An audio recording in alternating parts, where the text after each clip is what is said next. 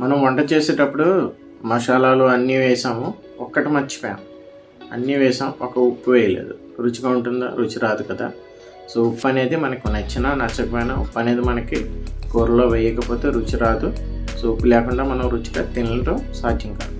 ఉప్పు వల్ల మనకు ఉపయోగాలు ఉన్నాయా? ఖచ్చితంగా ఉన్నాయి. మన బాడీలో ఫ్లూయిడ్ బ్యాలెన్స్ని మెయింటైన్ చేయడానికి, ప్లస్ నెర్వ్ సిస్టమ్ని, మజిల్ సిస్టమ్ని ప్రాపర్గా ఫంక్షనింగ్ చేయాలంటే ఉప్పు మనకి అవసరం అన్నమాట. కాకపోతే ప్రాబ్లం ఎక్కడ వస్తుందంటే, మనం అవసరమైన దానికన్నా చాలా ఎక్కువగా తింటున్నాం. ఒక అడల్ట్కి ఒక రోజులో 2300 మిల్లీగ్రామ్స్ సాల్ట్ కావాలి, అంటే 2.3 గ్రామ్స్. సో మనం తీసుకోవాల్సిన దానికన్నా చాలా ఎక్కువగా ఉప్పుని కన్జ్యూమ్ చేస్తున్నాము.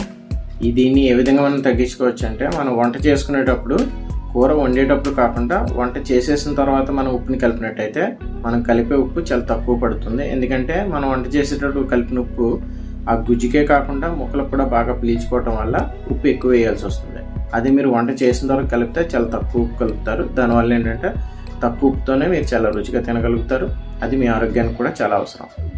మన ఇండియాలో జరిగిన సర్వే ప్రకారం మనం తినాల్సిన దానికన్నా చాలా ఎక్కువగా ఉప్పు కన్జ్యూమ్ చేస్తున్నాం అన్నమాట.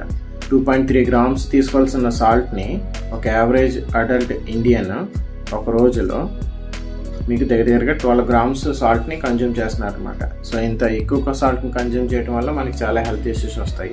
ఈ అమెరికా, కెనడా, జపాన్ ఇలాంటి కంట్రీస్లో చాలా కాలం క్రితమే దగ్గరగా 10 years బిఫోరే అయోడిన్ ఉన్న సాల్ట్ని వాడకూడదని చెప్పి బ్యాన్ చేశారు. ఎందుకంటే అయోడిన్ ఎక్కువ వాడటం వల్ల థైరాయిడ్ ఇష్యూసే కాకుండా ఫెర్టిలిటీ ఇష్యూస్ కూడా వస్తున్నాయి. కాబట్టి అయోడిన్ ఉన్న సాల్ట్ని బ్యాన్ చేశారు అక్కడ. ఇండియాలో ఇప్పటికీ మనం అయోడిన్ సాల్ట్ని వాడుతూ ఉన్నాం.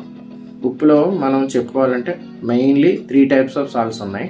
అవి ఏంటంటే, ఒకటి వైట్ సాల్ట్, అంటే మనం ఇళ్ళలో ఇప్పుడు వాడుకునేది అయోడిన్ సాల్ట్ అంటాం కదా, టేబుల్ సాల్ట్ వైట్ కలర్లో ఉంటుంది అది.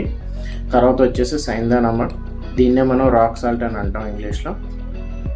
దీంట్లో సైంధవ నమక్లో ఇంకా వెరైటీస్ ఉన్నాయి, తర్వాత చెప్తాను.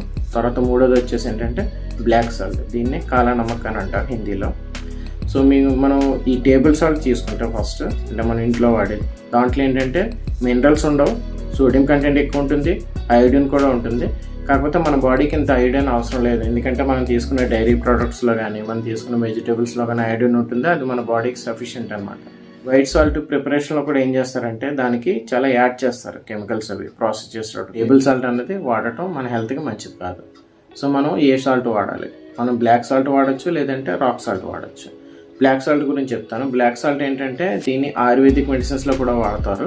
సైంధవ లవణం అయితే 84 మినరల్స్ ఉంటాయి అన్నమాట సైంధవ లవణంలో.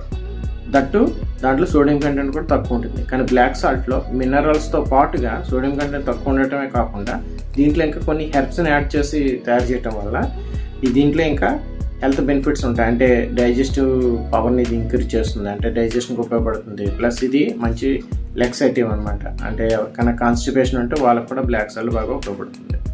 కాకపోతే ఇది కొంచెం కాస్ట్ ఎక్కువ, ప్లస్ దీని టేస్ట్ కూడా కొంచెం డిఫరెంట్గా ఉండటం వల్ల చాలామంది దీనికి పెద్దగా ఇష్టపడరు. సో అలాంటప్పుడు ఏం చేయొచ్చు అంటే మనం సైంధవ నమక్ వాడచ్చు, రాక్ సాల్ట్ అని అంటాం. దీంట్లో మంచి వెరైటీ ఏంటంటే హిమాలయన్ పింక్ సాల్ట్ అని మీకు మార్కెట్లో దొరుకుతుంది. అది మంచి వెరైటీ అన్నమాట. హిమాలయన్ పింక్ సాల్ట్ అంటే అది వేరే సాల్ట్ కాదు, అది యాక్చువల్గా సైంధవ లవణమే. ఏ సాల్ట్ వాడినా కూడా లిమిట్లో వాడాల్సిందిగా నేను రిక్వెస్ట్ చేస్తున్నాను. ఎందుకంటే సాల్ట్ ఇంటేక్ ఎక్కువ తీసుకోవడం అనేది మంచిది కాదు. వీడియో మీకు నచ్చినట్లయితే లైక్ చేయండి, షేర్ చేయండి. మళ్ళీ నెక్స్ట్ వీడియోలో కలుద్దాం. మీరు మా ఛానల్ని సబ్స్క్రైబ్ చేయకపోతే ఛానల్ సబ్స్క్రైబ్ చేయండి, బెల్ ఐకాన్ కూడా ప్రెస్ చేయండి. మీకు